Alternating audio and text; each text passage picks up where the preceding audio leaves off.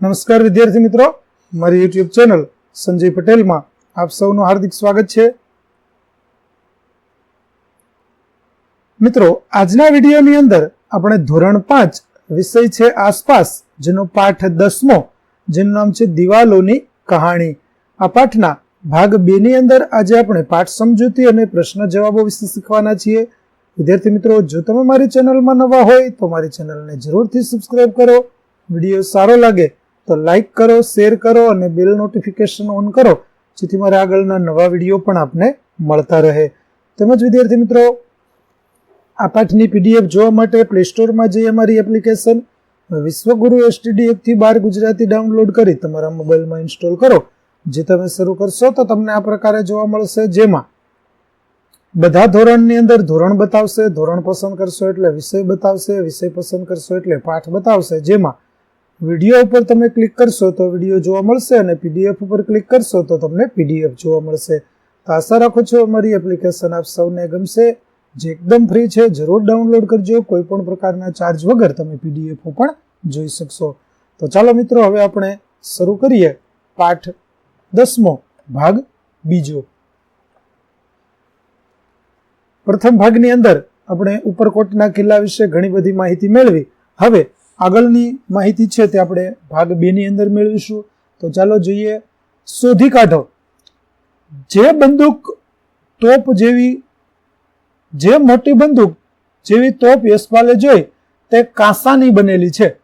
તો તમે કાંસામાંથી બનેલી કઈ કઈ વસ્તુઓ જોઈ છે? તો વિદ્યાર્થી મિત્રો, કાંસુ છે એક ધાતુ છે અને મેં કાંસામાંથી બનેલી વાટકી, થાળી, ગ્લાસ, મેડલ અને મૂર્તિઓ જોયેલા છે. હજારો વર્ષોથી આદિવાસીઓ ઘણી બધી વસ્તુઓ બનાવવા કાંસાનો ઉપયોગ કરતા હતા.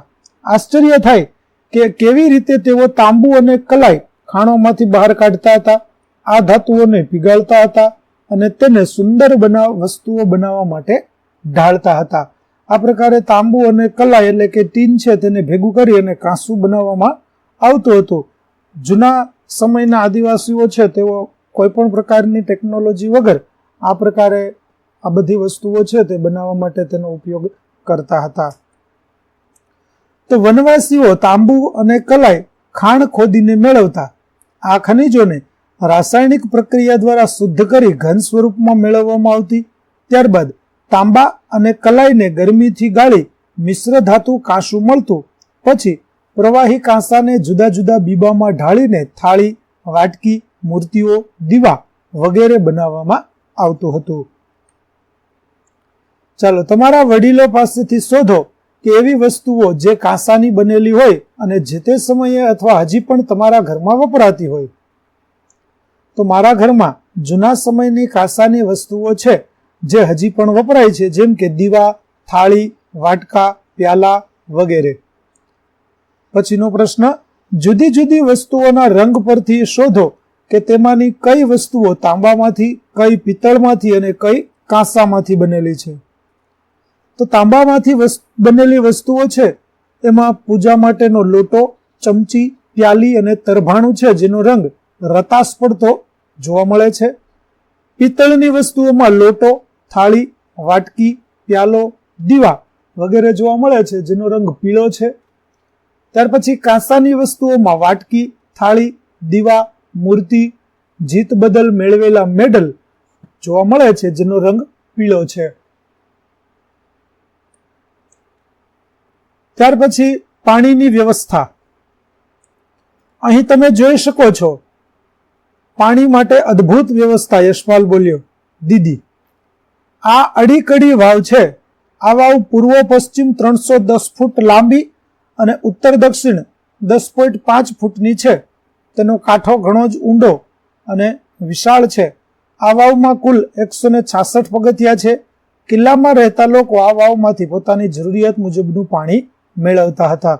તો વિદ્યાર્થી મિત્રો, તમે અહીં જોઈ શકો છો આ વાવની લંબાઈ છે તે આપણને પૂર્વ પશ્ચિમ 310 ફૂટ જોવા મળે છે. જે તમે જોઈ શકો છો આ પ્રકારે લંબાઈ છે તે 310 ફૂટ હતી.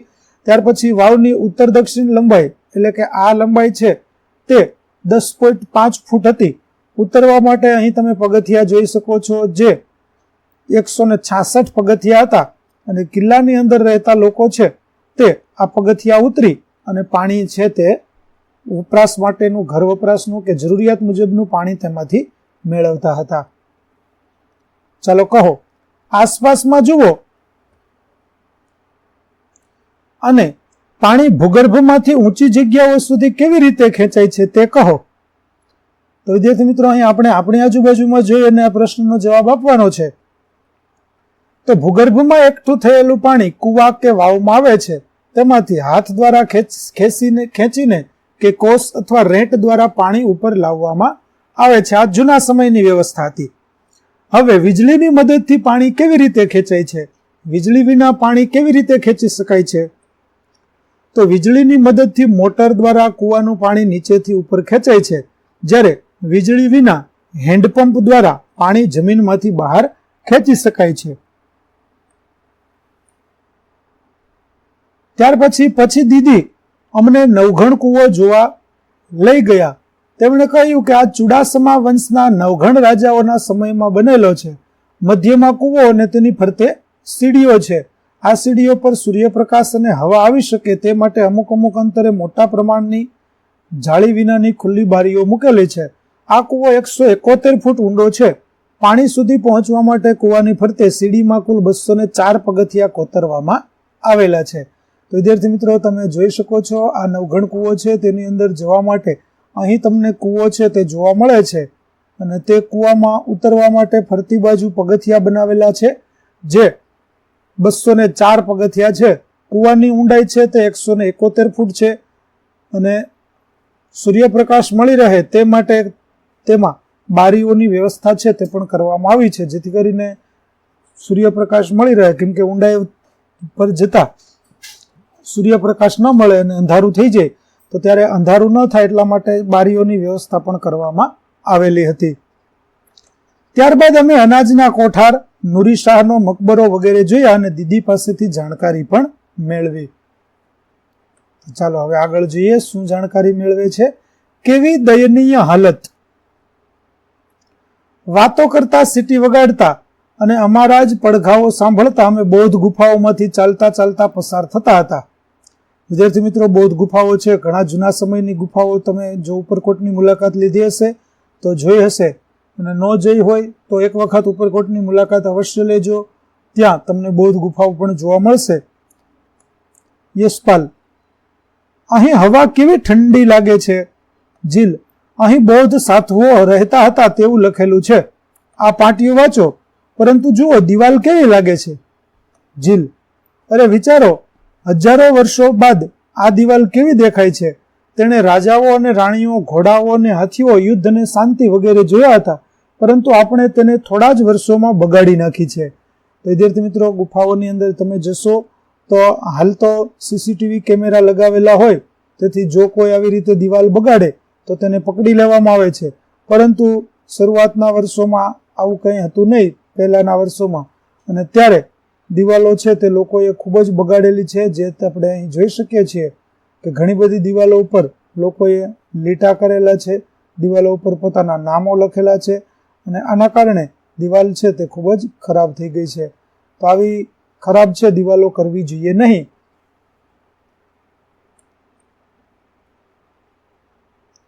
ચાલો તમારી આંખો બંધ કરો, પાછળના સમયમાં જાઓ અને કલ્પના કરો કે તમે એ દિવસોમાં છો જ્યારે ઉપરકોટ ખૂબ જ વ્યસ્ત નગર હતું, અને નીચે આપેલા પ્રશ્નો વિશે વિચારો અને વર્ગમાં ચર્ચા કરો. તમે નાટક પણ કરી શકો છો. તો આજથી લગભગ આપણે 1000 વર્ષ જૂના સમયની અંદર, 1500 વર્ષ સુધીના જૂના સમયની અંદર જઈશું, અને ત્યારના સમયે કે પ્રકારની વ્યવસ્થા છે ત્યાં જોવા મળતી હતી તેના વિશે આપણે કલ્પના કરવાની છે. તો ચાલો જોઈએ, કેટલાક પ્રશ્નો છે તેના જવાબો મેળવીએ. કે રાજા તેના મહેલમાં શું કરે છે, તે કેવા પ્રકારના કપડાં પહેરે છે, તેના માટે કેવા પ્રકારના પકવાન બનાવાય છે, પરંતુ તે કેમ ખૂબ જ ચિંતામાં દેખાય છે, અને તે કઈ ભાષામાં વાત કરે છે. તો ચાલો આ પ્રશ્નોના જવાબો મેળવીએ. તો રાજા તેમના રાજમહેલના દરબારમાં બેઠા છે.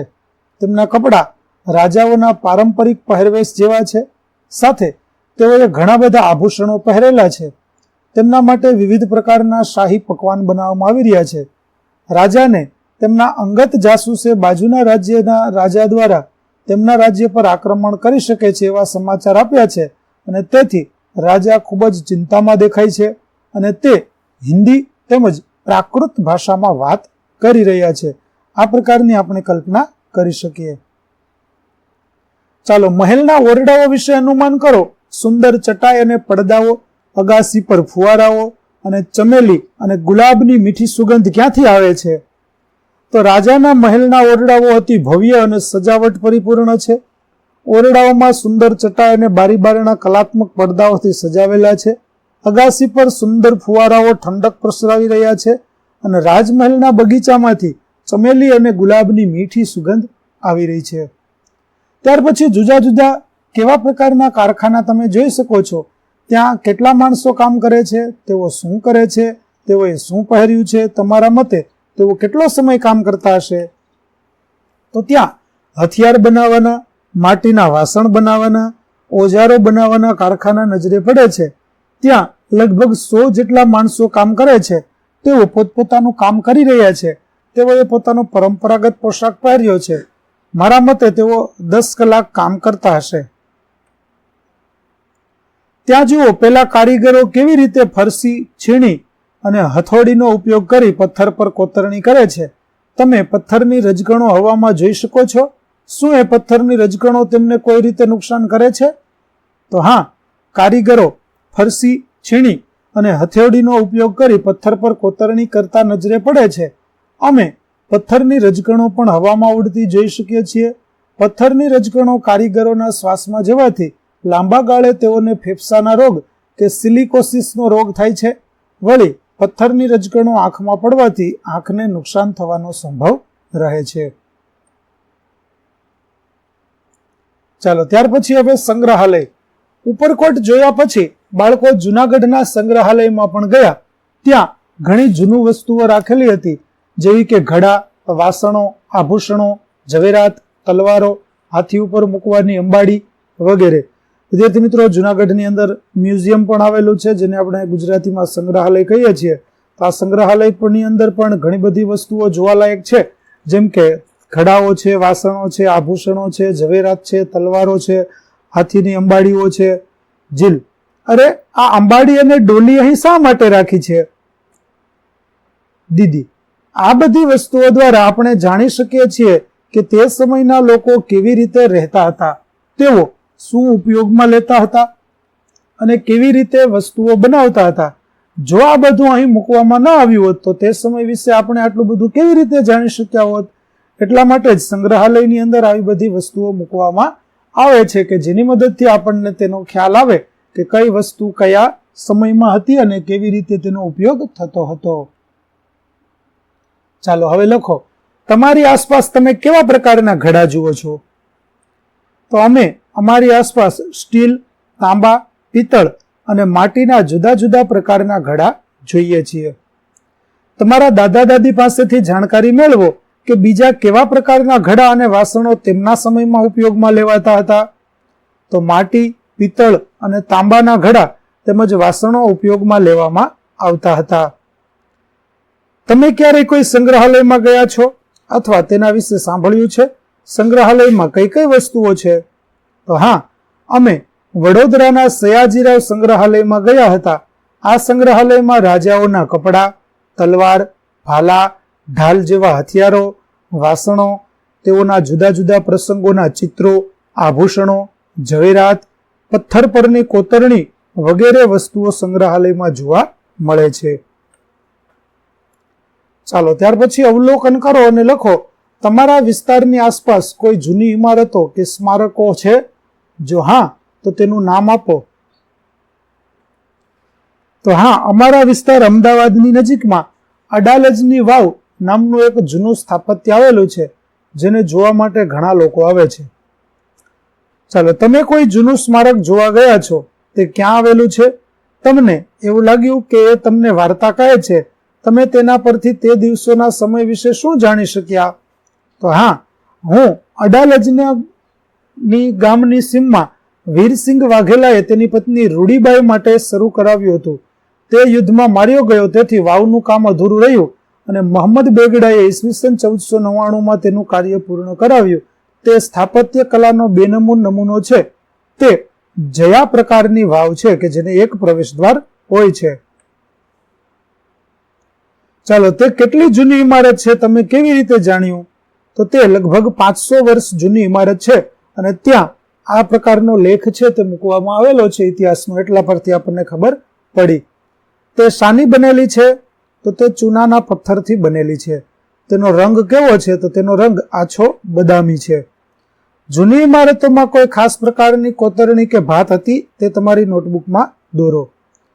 ચાલો, પહેલાના દિવસોમાં ત્યાં કોણ રહેતું હતું? તો આ વાવ વીરસિંહ વાઘેલાએ તેની પત્ની રૂડીબાઈના કહેવાથી ગામની સીમમાં બનાવડાવી હતી. તે એક પાણીનો સ્ત્રોત છે, તેમાં કોઈ રહેતું ન હતું. ચાલો, ત્યાં કેવી પ્રવૃત્તિઓ કરવામાં આવતી? તો તે લોકહિત માટે બંધાવેલી હોવાથી ત્યાં બીજી કોઈ પ્રવૃત્તિઓ થતી ન હતી, પરંતુ ત્યાંથી પીવાનું પાણી મેળવવામાં આવતું હતું. પછીનું, શું લોકો હજી પણ ત્યાં રહે છે? તો ના, ત્યાં લોકો રહેતા નથી, પરંતુ ગામમાં લોકો રહે છે. ચાલો, ત્યાર પછી તમારું સંગ્રહાલય જાતે બનાવો. તો વિદ્યાર્થી મિત્રો, અહીં આપણને સંગ્રહાલય બનાવવા માટેની વિગતો આપવામાં આવી છે. તે સંગ્રહાલય આપણે બનાવવાનું છે. તો કેવી રીતે બનાવવાનું થાય તેના માટે આપણે પ્રયત્ન કરીએ કે આપણું સંગ્રહાલય છે તે કેવું હોવું જોઈએ. તો ચાલો આપણે જોઈએ કે કયા પ્રકારે આપણે સંગ્રહાલય બનાવશું. રજની કેરળના મલ્લાપુરમ જિલ્લાની સરકારી શાળામાં ભણાવે છે. તેણે તેના વર્ગના બાળકો માટે મળીને બધા ઘરોમાંથી મેળવેલી ઘણી જૂની વસ્તુઓ સંગ્રહ કરી છે, જેવા કે ચાલવા માટે વપરાતી લાકડી, તાળા, છત્રી, લાકડાના પગરખા, ઘડા વગેરે. આજે આ વસ્તુઓ કેવી દેખાય છે તે પણ તેમણે જોયું. રજની અને બાળકોએ પ્રદર્શન ગોઠવ્યું, જેને આસપાસના વિસ્તારના લોકો જોવા આવ્યા. તમે પણ તમારી શાળામાં આ કરી શકો. ચિત્ર જુઓ અને કહો. તો ચાલો, આ સંગ્રહાલય વિશે કેટલાક પ્રશ્નો આપણને આપેલા છે કે આ ચિત્ર આશરે 500 વર્ષ જૂનું છે. તે આગ્રાનો કિલ્લો નિર્માણ થતો હતો તે બતાવે છે. તો આ પ્રશ્ન ઉપરથી આપણે પ્રશ્નોના જવાબો આપવાના છે. તો ચાલો જોઈએ કેવા કેવા પ્રશ્નો આપેલા છે. પહેલો પ્રશ્ન, લોકો કેવા પ્રકારના કામ કરે છે? તો લોકો કિલ્લાનો નિર્માણનું કામ કરે છે. બીજું, કેટલા પુરુષો અને સ્ત્રીઓ કામ કરે છે? તો 20 પુરુષો અને 2 સ્ત્રીઓ કામ કરે છે. જુઓ કેવી રીતે તેઓ વિશાળ થાંભલો ઢાળ પરથી લઈ જાય છે. તો તેઓ ઢાળના સહારે વિશાળ થાંભલો ઉપર લઈ જાય છે. ત્યાર પછી, ભારે વસ્તુઓ ઢાળ પરથી જવી સરળ પડે કે સીધી ઉપર લઈ જવી? તો ભારે વસ્તુઓ ઢાળ પરથી લઈ જવી ખૂબ જ સરળ પડે છે. શું તમે મશક એટલે કે ચામડાની બેગમાં પાણી ભરીને લઈ જતા માણસો જોઈ શકો છો? તો હા, હું ચિત્રમાં મશકમાં પાણી ભરીને લઈ જતા માણસોને જોઈ શકું છું. તેને પણ પલાખી કે ભીસ્તી કહે છે. પખાલી અથવા ભીસ્તી કહેવાય છે. ચાલો, તો હવે આ પાઠની અંદર આપણે શું શીખ્યા કે સંગીતા વિચારે છે કે જૂની વસ્તુઓ મૂકી સંગ્રહાલય બનાવવાનો કોઈ અર્થ નથી. તમે તેને કેવી રીતે ખાતરી કરાવશો કે સંગ્રહાલય મહત્વના છે? તો સંગ્રહાલયમાં જૂની વસ્તુઓનો સંગ્રહ કરવામાં આવે છે અને તેના પરથી પ્રાચીન ઇતિહાસ જાણી શકાય છે. હું સંગીતાને સમજાવીશ કે આપણે સંગ્રહાલયમાંની વસ્તુઓ પરથી તે સમયના લોકોની રહેણી કહેણી, સંસ્કૃતિ અને કળા કારીગરી વિશે જાણી શકીએ છીએ. તેથી જૂની વસ્તુઓના સંગ્રહાલય ખૂબ જ મહત્વના છે. તમારા વિચારે આ પ્રકરણનું નામ દિવાલોની કહાણી કેમ રાખવામાં આવ્યું હશે? તો આ પ્રકરણમાં ઐતિહાસિક કિલ્લાઓ વિશેની વાર્તાનું વર્ણન કરવામાં આવ્યું છે. તેથી આ પ્રકરણનું નામ દિવાલોની કહાણી રાખવામાં આવ્યું છે. તો વિદ્યાર્થી મિત્રો, અહીં આપણો પાઠ 10 દિવાલોની કહાણી ના પ્રશ્નો જવાબો અને તેની સમજૂતી છે તે પૂરી થાય છે. આગળના પાઠના પ્રશ્નો જવાબો અને તેની સમજૂતી મેળવવા માટે મારી ચેનલને જરૂરથી સબસ્ક્રાઇબ કરો.